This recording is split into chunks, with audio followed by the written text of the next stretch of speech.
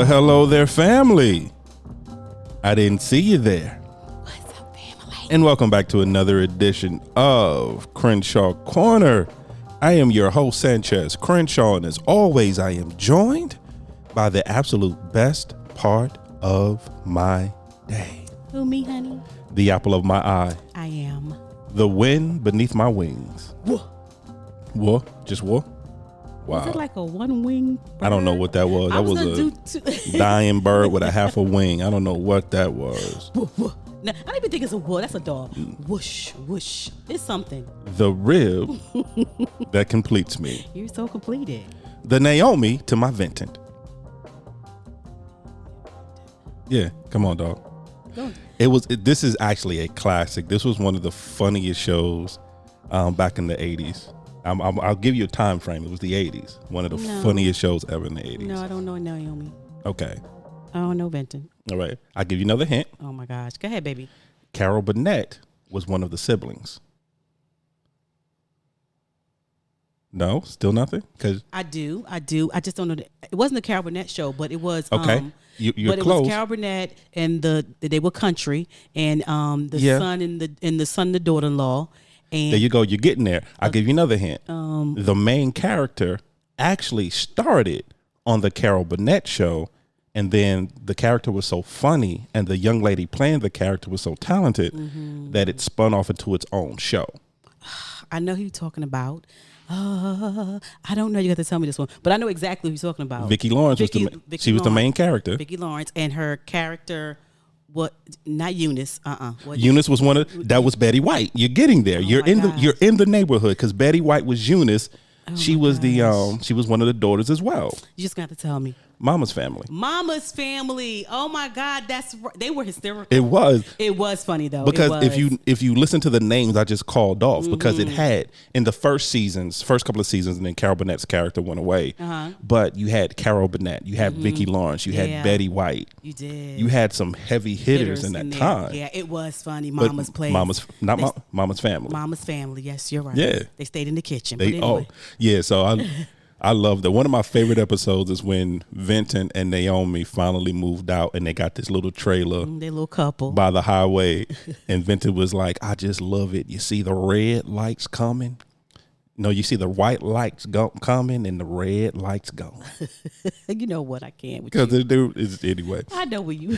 Okay, baby. You gonna say your name? Hi, honey. Oh wait. Hey, baby. Hi, babe. How you feeling? I'm feeling well. How are you? Good. What's going on, family? What is going on? I am Angela. Angela today. Angela Crenshaw, guys. What is going on? This is my wonderful wife, family. I am family. His This is wife. my wonderful wife. So, family. Welcome. First of all, let me just say this. What you want to say, baby? I'm a little bit devastated. Why are you devastated? What's wrong? It's school time. It is school time. And so people have been putting pictures of their babies on Facebook and Instagram. School time. Yes. I feel half of these babies I've known since they were little. So for these babies going in first and high school and junior, I would have been devastated. I called my cousin and I was like, hey, is your grandbabies in the first grade? Or did y'all just put that on the Facebook? She was like, why would we do that, baby? my grandbaby's going to the first grade. And I was like, are you kidding me? Time waits for no one. Time waits for no one. So that's why I wanted to say we're in the the 8th month. 8th month of the year, about to be the 9th month next week. Yeah. What Come up on the 9th month. are you guys doing? This year is almost over. We're almost into 2022, which is crazy to think about it. I hope I've accomplished some stuff. Man, it's crazy because growing up, because I was born in the 70s, but I'm a product of the 80s. Right. I was an 80s baby. Right. Because I was born late 70s. Right. And just to think of during that time of growing up and watching, because 2021, 2022, that time, that was sci-fi back then. Yeah, it was. When you thought about those dates and those years. We're supposed to be in space outfits right now. When I thought about it at this time. Because the only time you ever saw a movie or a show or a work of art or fiction reference this time period, it was the distant future. Yeah. And it was sci-fi, and it was flying cars and, like you said, space suits, and we're living on different planets. And just to think that what we saw as a fictional sci-fi then is our reality now. Yeah, some of it has really came to reality. And the fact that we're actually living in what we thought then, which is crazy when I think about it. I hope that makes sense to somebody. It did make sense. I think we just thinking about what we've taken for granted. Yeah. The movement that we've made over the years. Yeah. Seriously. So because I was a little bit devastated. I had to call some people and make sure their babies were in the grades they said, because I was confused. But baby, why would they lie on the socials? I don't know. I mean, people lie on the socials all the time, but why would they lie about the kids' ages? There's no way. The girl just had the baby last week. No, baby, no, wasn't just last week. I'm like, woo. Now that would be a miracle of science. Yes, but I was like, woo. But anyway, I'm sorry we got off. It's okay. No, you did. I got off. You went I got off off track. on a tangent, but I just was blown away by how time is flying by so fast, and to see these children going to especially the ones who are going to college. Now, that has been another one that has thrown me off, because Morgan has her bachelor's and her master's, and I just remember when we were going for that first semester and taking her to school dropping her off for her to now be like, I'm thinking about getting a PhD. I remember the middle school promotion ceremony. Oh, my gosh. And going into high school and thinking about what that was going to look like. What it was going to look like. Yeah, and what she had mentioned, I think she mentioned it on the show, right? But taking cupcakes to her grammar school when she was in single-digit age. It's crazy. And the fact now that she is a full-fledged adult with multiple college degrees that no one gave her, that she earned, top of her class, dean's list, president's list, that she earned. It's crazy. It just graduating with honors. It blows my mind. Yeah, not only graduate with honors from high school, but graduate with honors from college. And it feels like just yesterday we were packing up the Envoy, my old truck, the Envoy, and taking her down to Greenville. It's too much. Even when I think about like the boys, I don't even want to get to the boys because the boys are so much older than her.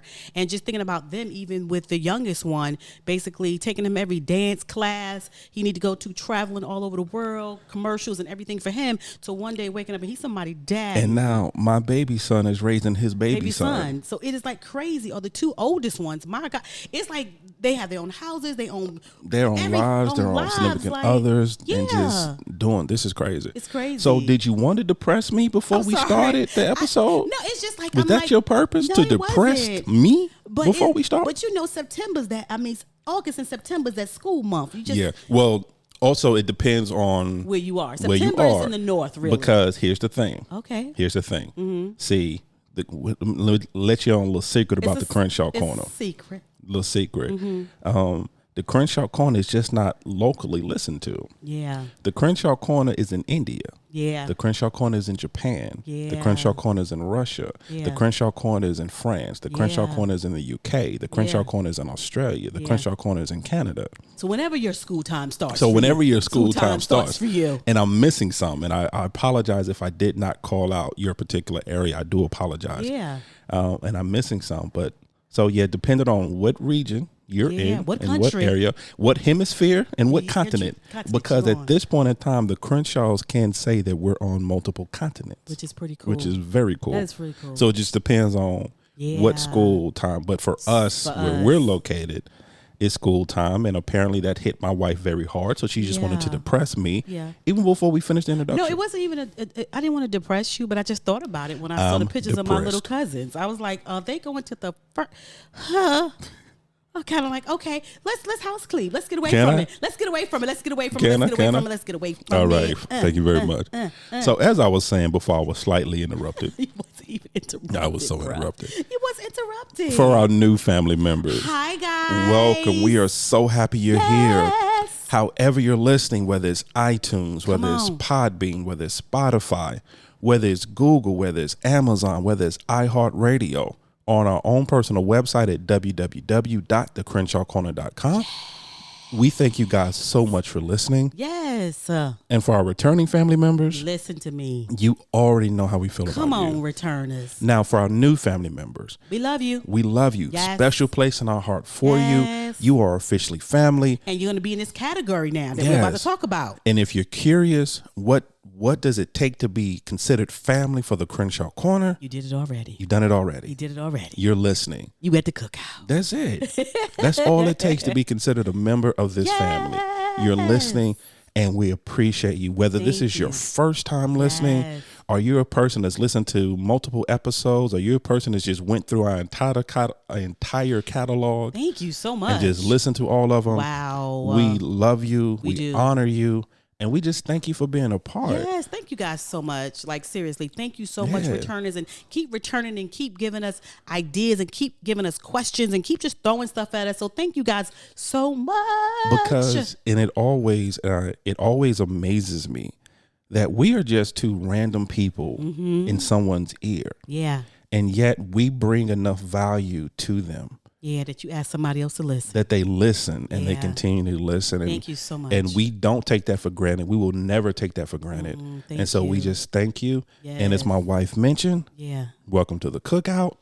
Please make sure you bring some aluminum forward so you can what, babe? Take something with you. So you can take something with you. A Crenshaw nugget. A different perspective. A gem. An aha moment. Yes. Just take something with you. Yes. And then family, last but not least, we consider ourselves an interactive podcast. Come on now. Which means we can be found on the socials. We're on the socials, y'all. We're on Instagram. We're Insta. We're on Facebook. We're bookers. We're on we tweet.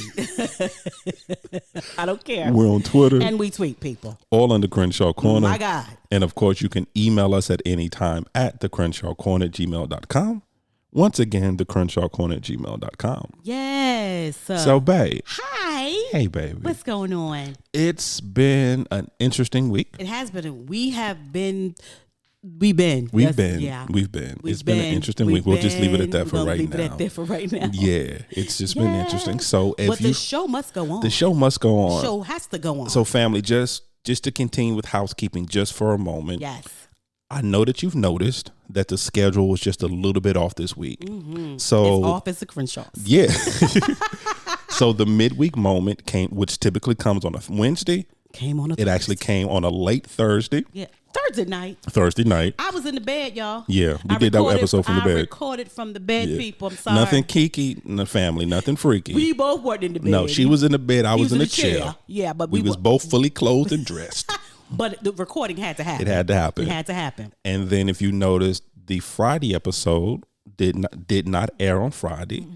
We were coming to you on a Saturday. Yeah. So we'll be back regular. Yeah. Starting next week, we'll be back to our regularly scheduled programming. Yes. So we'll have the midweek moment to you on Wednesdays. We'll have the full Crenshaw Corner episode to you on Friday. It's just this particular week, like my wonderful wife said, we were just a tad bit off. You know, life happens sometimes. Life comes at you bad. Life comes at you hard. Life comes at you bad. Yeah, but if you know, but like a wise man once said. Who's wise, baby? The show must go on. Who's the wise man said? I think that quote is contributed to one of the Barnum and Bailey brothers. Really? I feel like I could be so wrong. On this one, I'm not confident on this one. You don't even sound confident. Yeah, I'm not. I think I'm making it up as I go along. Okay, well, good for you. But we're going to go with that. Yes. So, baby. We are here with the family.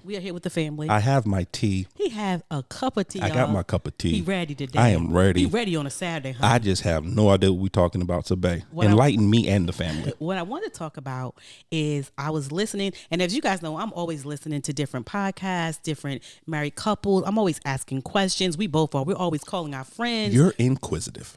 We're asking them questions about their marriage. Some people may say nosy. Yeah, could be nosy. Well, you know, from where I'm from, it's nosy. We didn't really use a big word like inquisitive. Where I'm from, you know, we would nosy. Yeah, that's why. But I refuse because you said it about my baby, and I refuse to allow you to label him as nosy. He is okay. He is inquisitive. He's inquisitive. Okay, the baby's inquisitive. And just asking a lot of questions. And one of the things that came up that I heard and I keep hearing, and I wanted to talk to you about, baby. Is marriage, you ready for this? Yes, ma'am. Is marriage a mirror and a magnifying glass? Oh, wow. You ready to get deep? Oh, I think we're getting deep on the Crenshaw Corner on a Saturday. I'm just asking. Is marriage a mirror and a magnifying glass? Do me a favor. Yeah. Before Yeah. I provide an answer to that question. Okay. Expound just a little bit. Go a little bit deeper in what do you mean by, is it a mirror or a magnifying glass? Okay. So, of course, we know what a mirror is. A mirror is a reflection. And a mirror also can sometimes shine light on stuff. Right. You can use it. But for me, talking to people and listening to different people in reference to being a mirror, that sometimes your significant other is a mirror to who you are. basically, right? Wow, okay. Is a reflection of who you are, right? Right? The good and the bad, the right? The good and the bad, right? Oh, wow, okay. And so what I noticed was, for me personally, and I asked a couple of women, they were like, dang, you so right, Angela. The very thing that gets on my nerves about you is the very thing that I do as well, or it's the very thing that bothers me about myself. Right. You know what I'm saying? So it's like that reflection. A magnifying glass is the very thing that you try to keep hidden or keep that you think is really small. Right. When you get married, that thing will magnify and it will Got zoom you. out Got to be you. bigger Wow. because of triggers. Okay. You know what I'm saying? So it may be small, but in marriage, it can magnify because something can trigger that small thing and it become this big thing. And you guys are going at it about something that was really trivia that triggered to me that was small, but it triggered and made it bigger because I've been trying to hide it for a long time. Oh, wow. You know what I'm saying? So that's what I'm talking about. I got you. Before we go into that, first of all, I think I may get in trouble with this topic. I don't know. We're gonna see how we go. I don't know if this is gonna end well for me. Okay, go ahead. But the one thing I do want to say about the initial one about the mirror. Don't go to you don't get on my nerves. I just want to correct you on one thing. I just want to tweak. You better not. I just want to tweak something. Go ahead, tweak it, just baby. a small turn. Okay, go ahead. Not even a full 3/4 turn, just a small turn. Go ahead. I believe, and this is just me, I'm using I statements. I know where you going with this. I know where you going. Go ahead, bro. It may, in that particular situation, it may be, just hear me out before you interject. Just hear me out. It may be more you and what you have going on within you that you may be projecting upon me that leads you to believe that it is I that get on my nerves, that may be slightly frustrating you. Because I come to that conclusion, right? Having a very strong theory that there is no possible way, right? And it's simply because of the way I'm built. It's simply because of the way I'm built. This is a hot mess. There is no possible way that at any point in time that I could ever get on your nerves. So I feel like in those moments where your emotion may be a little out of, as we said in Wednesday's episode / Thursday, your emotions Wednesday / Thursday may be a little imbalanced, which leads you down the wrong road, right, and the wrong path to having it be that I was the source of your frustration. Right. I see what you're saying. You see what I'm saying? Yeah, that was good, baby. You see what I'm saying? At the end, and see, and what I need you to understand. Yes, ma'am. Even you going that far just frustrated me. So clearly I'm right. I just want to put that out. Clearly I'm correct because that was frustrating me as you were saying it to me. Okay. You see what I'm saying? But let me just say this. So mirror. Talk to me. It says a mirror is a reflective surface, non-typically of glass coated with a metal that reflects a clear image. And then they give a example. Right. He checked his appearance in the mirror. And so when I just read this for the first time, and I had this going to Webster. Because I go to Webster. You go to Webster all of a sudden now. Mr. Webb. Mr. Webb, what's up? I go to Webster sometime after. But when it said he checked his appearance in the mirror, right. And I think a lot of times we check our appearance and what we think and what we feel by our spouses. Okay. You see what I'm saying? So what did you appear to see from me? Tell me what you got from me. Right. Tell me what you thought you heard. Right. Let's mirror back. Say what I said. It's that kind of situation. You know what I'm saying? And so when I think of a mirror, marriage being a mirror, it can be because I know for sure that there's some attributes. Very small and few. About Sanchez. Very small. That bother me. Very small. But then I realized the reason why it bothered me is because it's a reflection of who I am. It's more you than me. Yeah, whatever you got to say about that. It's a reflection of who I am, why it bothers me so much. So before I did this topic, I went and asked a few women at work that were married the same question. Right. And they was like, oh my gosh, that is so true. That it is a reflection. It bothers me so much because it's a reflection of who I am, or it bothers me because he does it, or whatever the case is, because of who I am, the person I am, or how I was raised, or something like that. So I just want to know your thoughts on that. No, I believe that. And I'm going to let's take it simple just for a moment. If you are a person who was raised a certain way, and you don't agree with that, and like you said, it triggers something in you. If I now act in that particular way, right, because it was already embedded in you as a child that you don't like that behavior, then it's going to annoy you. Right.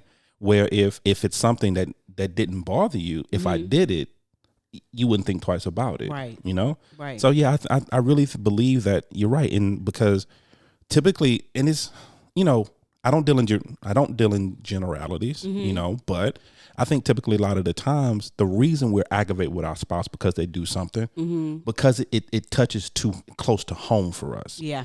It's something within us that we don't like about ourselves. Right. And because I'm seeing that behavior in you, it's a lot easier to get mad at you about that behavior than it is to get mad at myself. Right. And I'm going to give you, for instance, something very simple. Talk to me. He's going to crack up. I hate. Ooh, that's a strong word. Dislike. I won't say that's a strong hate. Word. I dislike to hear Sanchez chew. I'm gonna let y'all know this right now. We're gonna bring it in. I'm not gonna say nothing. Wait. I'm not gonna say nothing. I already know where he gonna go. I'm not gonna say nothing. I so dislike it when that joker chew some cereal or something. It go through my heart. I'm not gonna say like nothing. I literally want to just. I got blood. I got blood coming from my tongue. It drives me insane. So, and I don't know why it bothers me so much, but then I realize I don't like to hear myself chew. Nobody else does either. Wait, can I finish my sentence? Finish. I don't like to hear myself chew. I don't even... If I'm around people, I try to I take it for granted he's my husband, so I just chew regular. Oh, but yeah. Wait, can I finish my sentence? I ain't got nothing to say. Wait, why I can't finish what I'm trying to Please, say? continue. Let me elaborate. So what I do, if I'm around other people, I won't chew like that. I'm very conscious of chewing and how it sounds because it irks me to chew. I don't like the sound of chewing. So when he chews, it goes through my soul, y'all. And I couldn't figure out why. And I realized because I don't like the sound of chewing. I don't even like the sound of my own chewing. Right. And so that bothers me so much. So I'm so busy. So when he does it, it puts a reflection back on my chewing, or he mirrors me and I'm like, ooh, like literally I have to close the door. There's times we're together and he'll chew and I'll just stare at him. And he'd be like, what's wrong? And I'd be like, nothing. But in my mind... And it's not in a lovingly manner either, with the way she stares at him. In my mind, not lovingly at all. I just killed him, y'all. Like, literally. I literally took every tooth out his mouth. Do y'all hear what I'm trying to tell you? So when it talks about that mirroring thing, I can really relate to that. So I already know you got something to say about my chewing, baby. So go ahead, player. Go ahead. I have nothing to say. No, go ahead. Say what you need to say. I have nothing to say. No. The only thing I will say is that there has been a few times throughout our wonderful illustrious marriage that I have dreamed of picking up my esophagus, becoming a dentist, and just roughly removing every tooth out your head.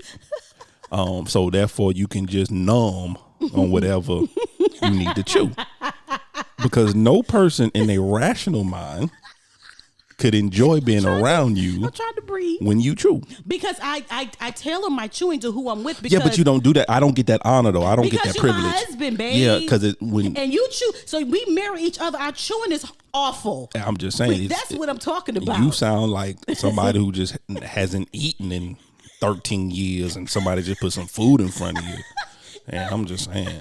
Another thing about mirroring that I don't like that my husband does as well. So is this what this episode is turned into? Let me tell you what I don't like about my husband. No. See, hold on. I caught on. You smarter than me because you got more degrees, but I caught on. No, that's not what I'm doing. Nope, you wanted to have this conversation so it can be, let me tell you what I don't like about my husband, but I'm going to do it in a way that it's like it's mirroring so I can justify saying what I caught on to you, player. No. I'm just saying things that when we mirror each other. Another thing that I realized, he's going to say the same thing about me because he hates it. I don't like the fact that when you eat, you click the spoon or whatever to the bowl or the plate. But I do the same thing, right? Yeah, you do. Because when I do it, you look at me like the look of death. You be like, no. I feel like you be wanting me to get a plastic spoon. I do. A lot of the times. I do. Because I feel like when you do it, it's not when I do it, but when you do it, I feel like what happened is that you felt like some of the atoms of the food got transferred into the bowl. And so now you're trying to dig into the bowl to get those last atoms of that food out. That's how I feel. So that's what I talk about with triggers and with mirrors. You mirror each other. You don't even know it. And you think, I'm getting so mad about him doing that. And I'm like, but you do that though, sis. So why are you mad about something that the very thing that you do? Like, what is it besides that you know that me and you mirror each other in our marriage? And we reflect off each other of things that we know that we don't like about certain things. I think okay, so you really want to have a conversation. Oh, Jesus. No, it's not bad. We are, and family, understand, right now we're talking about a lot of, kind of surface level things.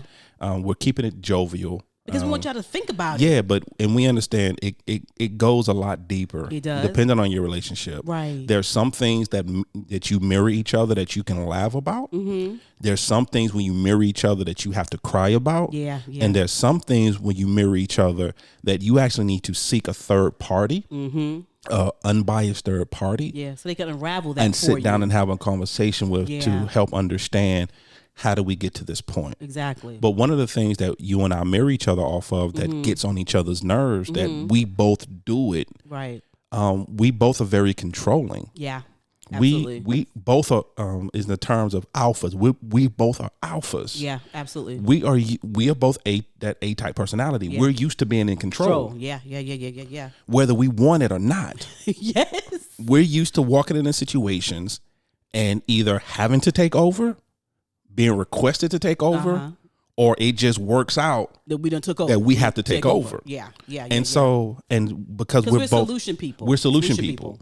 We don't really mean it's right now. Yeah, no, we're not saying that it's right. We're not saying it's right. We're not saying that we don't aggravate people with it. We're not saying that at all. That's our kids, but anyway. Yeah, but because we both are that type of personality, where, and we actually had this conversation off air. It's really selfish the reason we do it. Yeah, because we don't want the drama of the situation. This is the situation. We don't want the drama of the problem. So let me just do it. We don't want the drama of the obstacle. Yeah. We don't want the drama of other people's attitudes. Yeah. So we just do it. Get it done. Get it done. That's beautiful when we're working in tandem with each other. But not when... But when it's a situation where I feel I need to take control and you feel you need to take control, now there's a power struggle between the two of us, because yes, we love each other. Yes, we're best friends. Yes, we're in this together. Yes, we're one team, one band, one sound. One band, one sound. However, sometimes the end result, because what I see, what journey we need to take, you see it differently. Absolutely. Now, even though we're getting to the same destination, but of course we all know with any journey, with any destination, there's always more than one way to get there. Exactly. If you're going to the corner store, there's 15 different ways to get to that corner store. Exactly. And so what happens is, even though we're trying to get to the store, but the route you want to take is different from the way I want to take. Absolutely. And that controlling spirit in us will sometimes butt heads, and we mirror each other. That controllingness. Yeah. And sometimes it does not work out well. Because I'm like, he is such a controlling spirit. He just works all my nerve. And he like, ain't no way you just said that, controlling spirit. And I say it to people like, ain't baby. And he'll say stuff to me like, you do not want to go down this road about controlling spirits. I'm like, baby, you being a very controlling spirit. Let me do it, or whatever the case is. Because the thing for us is we're both so busy trying to take care of us. We mirror each other of always trying to take care of each other and thinking we know better than each other for each other. Yeah. Like I feel like I know better what's better for Sanchez. I don't care what he say. He'd be like, I've been in this body 43 years, baby. I don't care. Oh my Lord. I know better than you. That's my wife's favorite line.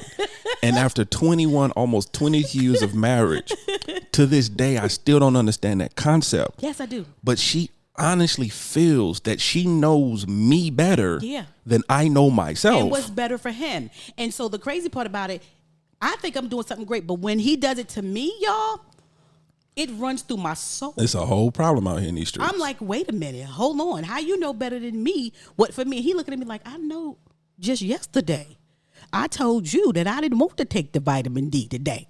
But you said because of COVID, vitamin D is needed every single day. Yep. You know what I'm saying? So it's that kind of situation. So that's another thing. Again, we're just making light of it. So you can just go down your own path and be like, what is it that we mirror each other? This is a conversation that... Yeah. This is a conversation. We don't want to get too heavy on y'all. We want y'all to really think about this thing. You know what I'm saying? Every couple needs to have that conversation of... how do we, in what ways do we mirror each other? And why does it? Because you'll know it by what bothers you the most. Yeah. Honestly, you'll be like, ooh. And once again, it's a situation with mirroring. There are positives and negatives to it. Yeah, absolutely. Because there are some behaviors that you mirror each other that are very productive and very well meaning and helps you move forward. Right. And then there are behaviors that you mirror off of each other. Right. That present problems. Yeah, present some and issues. I think it's like you say, and it was a jovial situation when you said about the chewing. But there are a lot of behaviors that between husband and wife. Yeah. That the spouse sees in the other person, and it truly triggers anger in them. Yeah, absolutely. And they really wrestle with, why am I so angry about this behavior? Right. Because when you look at it in a vacuum, sometimes it's a benign behavior. Yeah. I mean, it's not good and it's not bad. It doesn't move the needle. It's just a behavior that they do. Right. But there's something within you that triggers. Yeah. And there's an anger. Yeah.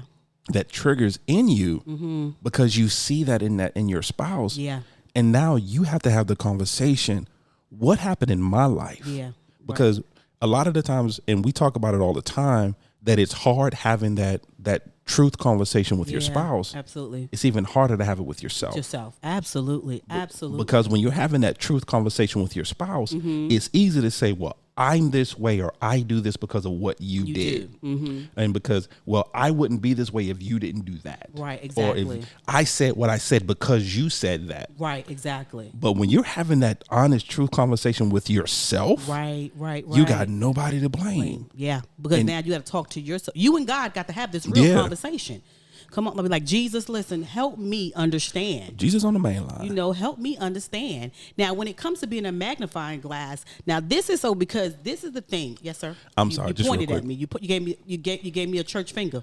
Only because before we go that way, do you know growing up when I used to hear that song, Jesus on the main line, tell him what you want? I never realized they were talking about a telephone. My mind always equated to Jesus on the main line. It was like a clothesline. And so that song never made sense to me growing up. Why, baby? Because my mind, that's what it never equated to me when they were saying Jesus on the main line, tell him what you want. For some reason, it never equated to me that they were talking about like a telephone. Well, why the Lord on the close line, I don't know, baby. I don't know. Because the Lord works in mysterious ways. Okay, that's what we're going to do. I'm just saying, that's the way my mind works. Continue. No, I just wanted to okay, baby, thank you. I'm just saying. Get your tea, baby. Sip. I'm sipping my tea. Sip your tea, baby. In my happy hubby cup. I'm Come sipping on my now. I'm sipping my tea. In your happy hubby cup. So also thinking about it as well is the magnifying glass. Now, let me tell you, but we never talk about these conversations, but we're going to talk about. We don't talk about it. So he didn't know this was going to be the topic. I did not. But something happened this morning between me and him. Oh Lord, what happened? What was We had a conversation. Remember, I stopped and I wanted to ask you. I realized something. I had an aha moment about something. Yes. So the thing is, something in marriage. Magnifying glass means to make something, to zoom in, to reflect. I want to let me go Webster. You're going to Webster? Let me go Webster. All right, so you're going to go to Webster and find magnifying glass. No, it's right. I got it. You got it? Is it right there? I got it, Playboy. Do I need to stall for time while you're doing that? Why are we stalling for time? I don't know, because right now you ain't got it up. And the family waiting, the family listening. It says a magnifying glass is a lens that produces an enlarged image, typically set in a frame with a handle, blah, blah, blah, blah, what it magnifies. The blah, blah, blahs. And used to examine small or finely detailed things such as fingerprints, stamps, or fine print. So what I want to talk about is, it said it's used to examine small or finely detailed things. Okay, talk about it. And in marriage, the small and fine and detailed things that you've been covering up is going to come up in marriage. I'm going to tell you that right now. Oh, yeah, definitely. It's because there's going to be a trigger or something that happened. Now, me and Sanchez, like you said, we love each other. Mm-hmm. Oh, very much so. Very much so. Very much so. However. There's a however? Yeah, there's a however. Sometimes Sanchez has a tendency, right? A tendency. Don't sugarcoat it. Just put it out there. A tendency. Sanchez has a tendency of being controlling, like he said, and he'll try to tell me what to do when I want to do something, or he'll take over something that I'm doing. And I'm like, I didn't ask for your help. Let me try for myself. But he feels the need to cover me or take care of the situation or make sure that I'm okay. He does it all the time. Right. Most wives right now tell my girl, that is not a problem. But anyway, I'm just saying what's happening in our marriage, right? And I could not understand why that bothered me so much. And then I had Al Green moment. Was Al Green you was playing that day? I was devastated. It was Al Green. Well, I had another Al Green moment. I have never played that record again. Liddy has not played this never record played it again. Okay, tell me a little bit about what. Tell me what happened a little bit, and then I'll go back to my story. It's one of my favorite albums. Tell me what happened. It was a trigger, y'all. It was a magnifying glass moment. Yeah. Okay. So what happened, family? For those of the family members who are not aware, one of the things that I enjoy doing is I have a record collection. He does. I enjoy collecting vinyls. You know, it's not a music collection; it's a record collection. Mm-hmm. So I think right now I'm sitting on about 73, 74 albums somewhere along there. You just started, so it's growing fast. And I have everything from Amy Winehouse to Johnny Cash to Bob Marley and the Wailers to Simon and Garfunkel. Mm-hmm. I got a little Dean Martin, a little Frank. I got a little everything in there. Wait, hold on. Was it out? It was out. It was out. It was out. So I went out because my wife allows me to have an allowance. Don't do that, y'all. I'm just saying she allows me to have an allowance. The money has went up for the people who are concerned. It did. It went up. It did. I don't complain about it no more. I don't complain. So with my allowance, I go out and I buy my records, and I went and I found this beautiful Al Green. It was like the greatest of collection, and it was beautiful. It was a recent print, and it's in this nice little package, and it's wonderful. It's wonderful. So I brought it home, and I was happy, and I pulled out my Al Green, and I threw my Al Green on, and you heard that. And I was happy. I was jamming. Next thing I know, my wife come running out the room. You got to play that. Turn that off. What? And it went left so quickly. And the next thing you know, so I'm rushing to turn off my Al Green. And I done took it off the record player. I done put it back in the sleeve, and it's in the back of my collection. I just came out and said to him, "Oh my God, baby." I was getting so agitated when I heard Al Green. I was in the bathroom. I was so agitated. I had an aha moment. It did not happen like he said. It happened just like that. She came out. She threw stuff at me. I did. She put a pot of grits on the stove just to throw at me. It was crazy. Shady, it was crazy, baby. That was shady. It was crazy in these streets. And I had an aha moment. The reason why it was that point of the love of music that he did magnified something that I thought was small in my life and just a blurb in my life, my young childhood life, that was bigger than I thought. And when he did that, it magnified it. And I realized the reason why, because my parents would have these battles and fights, physical, verbal, whatever. Right. And then about 5 or 10 minutes later, they playing music and dancing and love and happiness. And that irritated me. I was like, who does that? Like, what kind of people are you? That is the dumbest. And so it was very traumatizing for me. I'm traumatized, and now y'all dancing and singing to Al Green. And it never, ever. So Sanchez, again, he got this. He's never played Al Green before. We've never done that in the house. We've done Erykah Badu, Jill Scott, blah, blah, blah, blah. Yeah, that neo soul. Neo soul. So in the bathroom, it put a rage in me, guys, that was crazy. So I came out, and when it triggered it, I realized what it was, and I had to tell him. Well, I didn't tell him that so he could turn it off, y'all. Oh, no, I turned it off, family. Never played it again. Never played. And I'm like, baby, I'm okay now. Now that I know. It's in the back of my collection. Now that a light has been shined on it, and I understand that. That is why. Well, just recently it happened again. And so this small part of my childhood, my adolescence, young adult, I'll put it there. I realized why that bothered me so much when he does that, right? And what I realized was, I said to myself, when I get married, I'm not going to be like my mom and dad. I'm not going to be like them. My mom, educated woman, degree, my dad educated, whatever. But my dad kind of like controlled the atmosphere.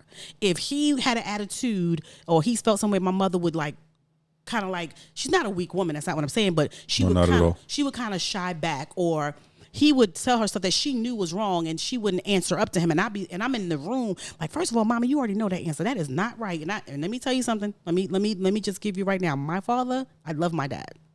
God rest his soul.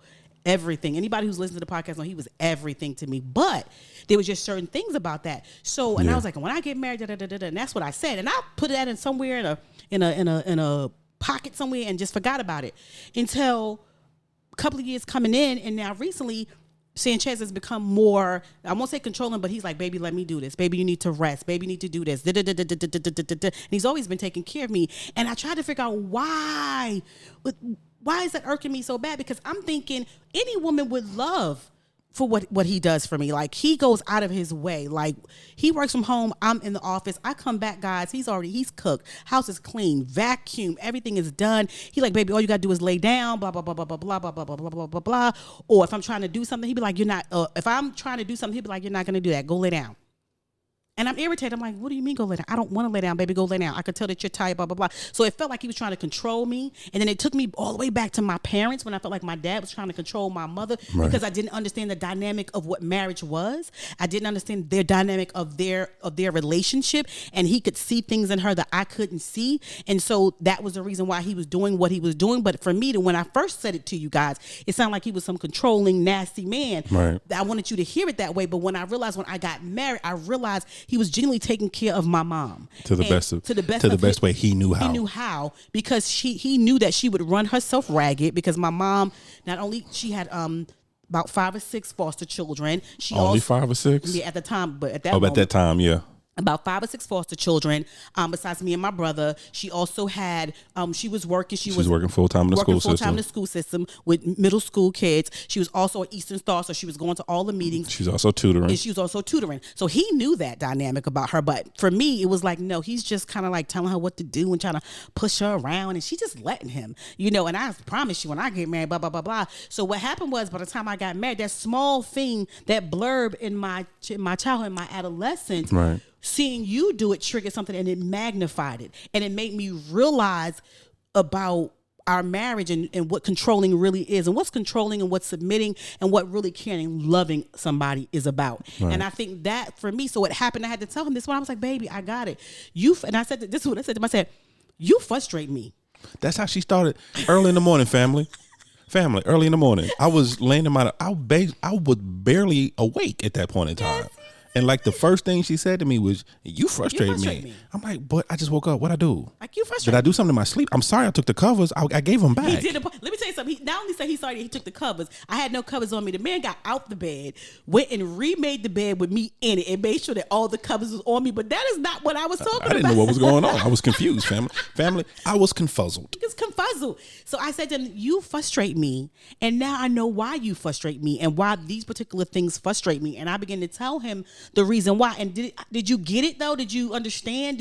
How did you feel? Because I know I said frustrating first, but how did you take that though? I was taken aback initially, because I still don't understand the concept of Sanchez frustrating you.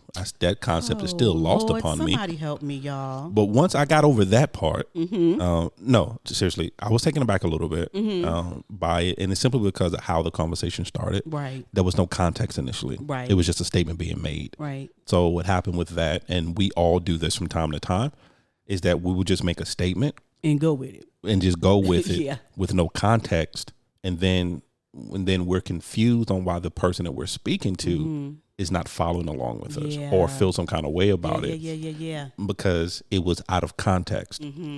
However, once you start peeling back the layers and you started actually explaining, okay, this is what I mean. This is what's frustrating. This is why it's frustrating.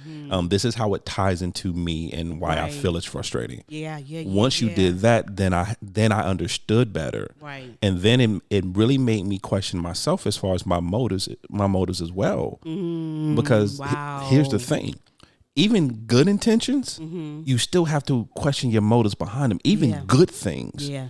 You still have to question your motives behind them. Absolutely. Because once you and I started speaking and we started having a conversation, I realized that even with trying to take care of you or taking care of you, all of my motives were not pure in doing it. Okay. Because sometimes it's simply, and I used this phrase talking to you earlier, it was a preemptive strike. Yeah, you did tell me that. Yeah. You did. And what I mean by that, family, is because in my mind, I already know that you're going to request my assistance. Right. Because it's been proven within our marriage that you will start, because what's my favorite line to you? You'll start a project and then you want me to come help you with it. This not my project. Right. But you'll be like, this not my project, baby. But you always start a project and want me to help. Right. And it's not how this works. It's not my project. Right. So I already go in with that preconceived notion that this is going to become my project. Right. And I don't feel like it being my project. Because you didn't start it. Because I didn't start it. So before you can even ask me, right, I just go ahead and do it. Right, got you. And once again, it's a combination. Yeah, I'm trying to take care of you. Right. But in a selfish way, I'm trying to take care of me because in this small window is the only time I feel like doing it. Right. So, and if I wait too long, she's going to ask me. I'm not going to feel like doing it. Right. I'm going to do it, but I'm going to do it with an attitude. Right. And now you're going to feel some kind of way. Right. And now a whole new can of worms have been opened up. Yeah. So it really started making me questioning, okay, is it truly that I just want to take care of my wife? If I just truly, want to make sure that everything in this situation is taken care of? Right. Or do I just not want her to bother me later on? Right. So let me just go ahead and do it now. And that's the truth. That's why marriage can be a magnifying glass, because it looks at this, what you thought was a small thing and me just helping became this big thing for you to really look at. Right. And it zoomed in, like, just what is your real motives What behind it? What is your behind it? real motives behind it? I think too, when I think about you, and this is just my thought process too, when I was thinking about both of us, you also have a take care spirit, because after your brother passed away, you felt the need to take care of your mama at all costs. Yeah. So you swallowed your stuff, you pushed your stuff down and was like, this is not the time. At 12, I think you were 12, were you 12? 11 years old, and said, this is not the time to do this. I have to take care of my mother and make sure that she's okay. Do you ever see a part of you, maybe that's a part of it as well, do you think? I have, a part of it. And the crazy part, we're going to go off topic it's on topic, but in a different way. That, yes, and that manifested itself into my relationships as a teenager, as a young adult. Superman syndrome. I had the Superman syndrome. Yeah. I would only look for a significant other, a partner, someone to date who I felt was broken. If you had, did you know that though? I did. Do you know that now? I know it now, but then you didn't because know I've matured. I've had a chance to step back from that. Right. And I've had a chance to really think about it. Right. But during that time period, no. Got you. And what I did was I ruined people's lives because my motives were wrong. Wow. Because there are certain individuals in this life that I never should have crossed paths with. Okay. And I just never should have. Right. And what happened was because I had that Superman syndrome. Right. And if you had too much going on for you, if I couldn't find a significant flaw in your emotions, a significant brokenness, right, I wouldn't mess with you. Right. I wouldn't even talk to you. I wouldn't even give you time of day. Wow. Oh, but if I felt that you were broke, oh, you just came out of a real bad relationship? Oh, you just came out of an abusive relationship? Right. Oh, you got daddy issues? Right. Oh, I'm right there. You attractive. Girl, you look good. You is the best thing God ever created. Wow. Because there's something for me to fix. Right. And not even know. And the crazy part about it is you not even knowing that not about even, yourself not even as knowing you're doing it. Yeah, I'm just out there and that's what I did. And and like you said, it wasn't until you and I got married and then I realized, hold on, this chick ain't broken. Hold on, this chick don't need to be fixed. Right. Hold on, she can teach me something. Hold on, she can lift me up. She can. And I was like so confused. Yeah. And that's like you said, the magnification, because at that time now, because you didn't need to be fixed. Right. It magnified in me. Like, where do you fit in? Where do I fit in? Wow, Sanchez. And it made me. We never even had this conversation. Nah, we never had. And it made me really look in myself and say, what's broken in me that makes me want to try to fix everybody else? Yeah. So I'm a broken hammer trying to fix a broken nail. Right. And here's the crazy part about it. That's what me and you mirror, because I'm always trying to fix it. Right. I'm always trying to fix. I've always been the person, let me fix this for you. Let me do this for you. Okay, girl, let me fix it. Let me make sure that you're okay. The same exact thing. Even before you ask. Yeah. Even before you ask. Let me fix it. Even before you say it needs to be fixed. Yeah. Because whether or not you can see it, I know better. Because a lot of the issues that we got into with each other, and a lot of the issues I got into with my past, was an arrogance. That you knew better. I know better. Oof. Me too. Now, me too. I'm broken in myself. Me too. Come on, now, speak. because if we're having real conversations, especially during that time of my life. Yeah. I haven't truly dealt with the death of my brother. I haven't truly dealt with my father walking out. Right. I haven't truly dealt with moving once a year and bouncing around. I haven't really dealt with the fact that to support us, my mother had to work multiple jobs, and I didn't see her. Right. I didn't deal with any of that. Right. So there is so many flawed and broken things in me with emotionally. I wasn't dealing with the fact that at 11 years old, and I'm looking for answers. Right. You know, I'm angry with God. Right. Because you took the best thing from me. Right. And the best answer that anybody can give me is God working mysterious ways. Or God knows better. God. Don't question God, because God knows best. Yeah. I'm 11 years old. That is not what I'm trying to hear. So all these things I haven't reconciled. Yeah. But now the arrogance in me thinking, but the fact that I haven't fixed my own problems, that's not a big deal. I can deal with the fact that you were molested. Yeah. I'm equipped for that. Yeah. At 15, I'm equipped to help you through your situation. Yeah. The fact that your uncle molested you. Right. And I'm equipped to fix you. That situation. For real? At 15. This is what you tell her. And this is what you tell her. You can handle it. I can handle that. Yeah. I can wear that. I can help you through this. Yeah. And now by the time you and I finish, you're more broken than you were when you came my path. Wow, babe. Because we will bleed on people. Oh, easily. And not even know. I think sometimes we don't even know that we're bleeding on people. And I think that's why it's so important to evaluate when it comes to, are you a mirror of each other, or you're a mirror of each other? Because we both are fixers. Right. We are both a fixers, and we're both a solution people. Basically, we say, okay, matter of fact, we need to say fixers, because we say solution people, but fixers. We're fixers. You know, that's the real word for us. Fixers. We are fixers, and we mirror each other in that area, good, bad, and different. Sometimes it's good, sometimes it's bad, but it can go either way. It can go either way. The same thing with marriage, with a magnifying glass. And marriage will magnify some stuff that you thought you had hidden, that you had trapped, that you had in a trunk, because this is a person that you're close to, and they're saying things, and you're intimate, and you're having conversation, and it will bring some stuff up. But what I do want to say is what I realize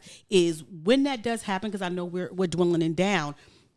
What I appreciate about you, as we begin to do this is like in the latter part of our marriage. Right. I've seen that what has happened is, and this is the question: can you see my pain and not through your offense? And what I mean by that is the pain that I'm having, that I'm throwing off on you. Can you see that I'm in pain without being offended? Because mostly when somebody's in pain, they lash out. Right. You know what I'm saying?